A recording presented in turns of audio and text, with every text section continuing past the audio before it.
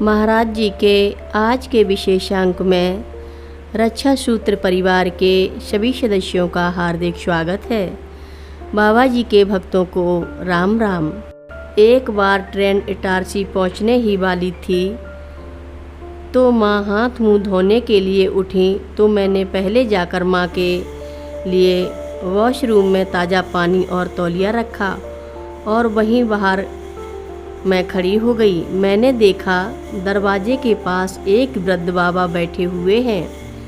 उनके कपड़े तो फटे पुराने थे ही, लेकिन चेहरे पर इतना तेज था कि उस तेज की किसी से भी तुलना नहीं की जा सकती।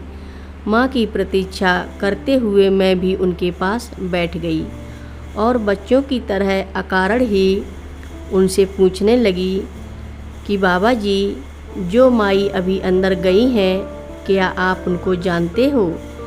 बाबा जी मुस्कुराकर बोले, वह माई तो भगवान है।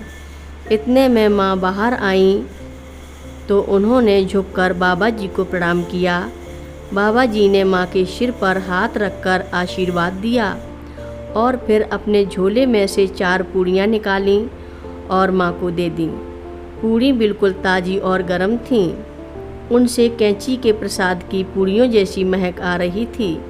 माँ ने वापस अपने केबिन में जाकर जीवंती माता जी को भी उनके पास भेजा और बाबा जी ने उन्हें भी आशीर्वाद प्रदान कर पूड़ी का प्रसाद दिया। जीवंती माँ पूड़ी लेकर वापस लौटी ही थीं कि अब तक ट्रेन इटारसी स्टेशन पहुंच चुकी थी। बाबा जी ट्रेन से उतरने के लिए खड़े हुए तो मैंने उनको सहारा देने के लिए अपना हाथ आगे बढ़ाया। प्लेटफार्म में उतरकर 1 या 2 कदम चलने के बाद फिर बाबा जी हमें कहीं नहीं दिखाई पड़े। शहर की व्यस्त जिंदगी और भीड़ भाड़ से दूर बीरापुरम आश्रम एक सुखद शांति का जलाशय जैसा बन जाता। माँ के बीरापुरम पहुँचते ही चेन्नई के भक्तों का यहाँ आवागमन शुरू हो जाता और वे लोग आश्रम की शव व्यवस्था अपने हाथों में ले लेते। ऐसा लगता था कि एक बृहद परिवार के लोग बहुत समय के बाद आपस में मिल रहे हैं। इसके साथ ही पूरे आश्रम का वातावरण भी आनंदमय हो जाता। आश्रम पहुँचने के बाद सभी लोग अपनी अपनी सेवा में लग जाते। महिलाएं भोजन प्रसाद तैयार करने और वितरण का कार्य करती। पुरुष वर्ग पूजा पाठ और आश्रम की अन्य व्यवस्थाओं के प्रबंध में लग जाते। महाराज जी के मंदिर में प्रातःकाल और संध्या की आरती होती और दिन के समय रामायण या हनुमान चालीसा का पाठ होता। उसमें सभी लोग बारी बारी से भाग लेते रहते। बीरापुरम के लोगों को यद्यपि हिंदी अथवा अंग्रेजी भाषा का ज्ञान नहीं था, फिर भी वे आश्रम के प्रत्येक कार्यक्रम में भाग लेते। आश्रम से ही लगा केंद्रीय पुलिस बल का कैंप था। बल के जवान सुबह की परेड और दौड़ भाग के बाद आश्रम की शीतलता में विश्राम करने चले आते और मंदिर का प्रसाद भी ग्रहण करते। सबरीमाला जा रहे यात्री भी आश्रम में रात्रि विश्राम किया करते थे। यह आश्रम एक वट वृक्ष की तरह था जिसके नीचे सभी को छाया मिलती थी।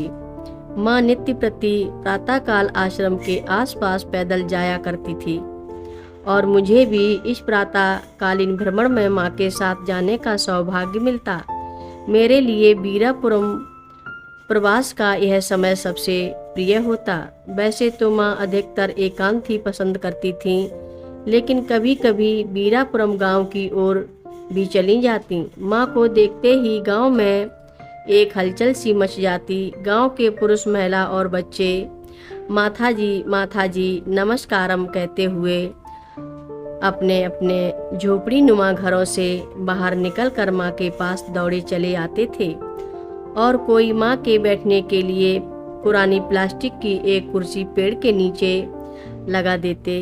प्रत्येक घर के बाहर रोली, कुमकों और चावल के आटों से बनाई गई सुंदर रंगोली को देखकर माँ बहुत प्रसन्न होती। घर के बाहर पेड़ों से बंधी सुंदर गाय भी माँ को बहुत अच्छी लगती। कथा लंबी है, आगे की कथा सभी भक्तों को अगले भाग में सुनाएंगे। हर रोज़ महाराज जी की कथाएं सुनने के लिए रक्षा सूत्र चैनल को सब्सक्राइब करें, शेयर करें और लाइक करें। घंटी बजाना ना भूलें। कमेंट बॉक्स में लिख भेजें जय नीव करोरी बाबा जी महाराज।